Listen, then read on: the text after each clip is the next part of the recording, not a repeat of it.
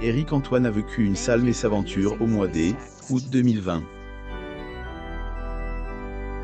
Alors que, il se préparait à tourner dans la 15e saison de La France a un incroyable talent, plus ou moins elle, illusionniste apprend que, il est positif à la Covid-19. Lors une interview accordée à Anne Roumanoff dans son émission, Qu'a fait du bien, plus ou moins Mary-Anne James, a raconte ce que, il est produite. Découvrez tous les détails. Zoom sur la vie 500e, Éric Antoine a vu le jour le 23 septembre 1976 à Enghien-les-Bains. Avant d'être attiré par la sonne, le magicien a fait des études de médecine puis de psychologie. Mais aussi, il a suivi des cours titrales spécialisés à la faculté Paris de 2003 à 2004. Les téléspectateurs de France 2 ont pu voir Éric dans la peau du grand frère tellement grand qu'il dépasse le cadre.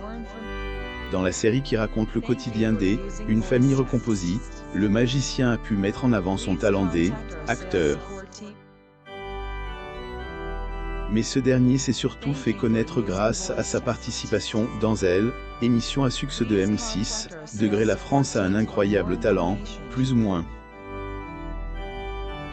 Cela remonte en 2006 et depuis la carrière du papa Ulysse est vue propulsée.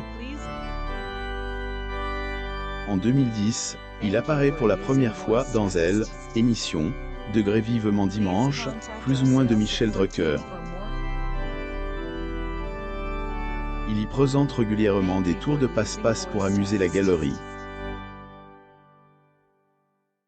Côté ses droits d'auteur, Éric Antoine a fait la rencontre une certaine Calista Sinclair en 2001. Femme qui deviendra par la suite la mère de ses deux enfants, Ulysse et Raphaël.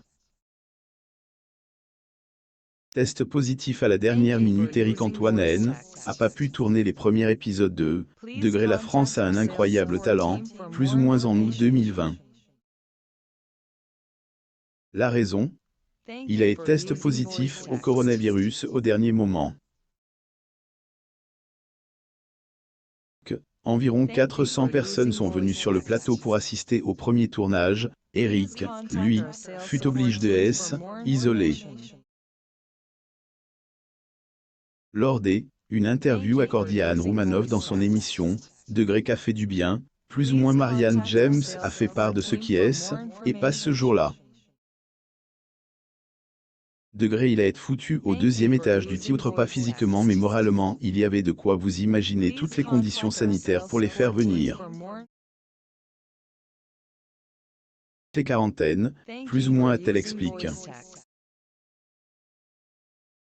Comme elle, raconte la jury de La France a un incroyable talent, plus ou moins Éric a été informé qu'il était positif une heure seulement avant que la caméra ne commence à filmer.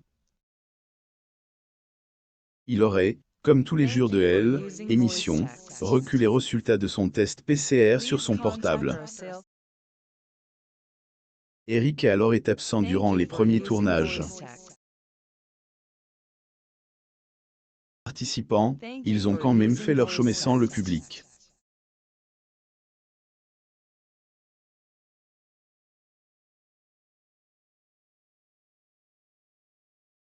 Les derniers ont tous été conviés à rentrer chez eux après que Éric ait test positif.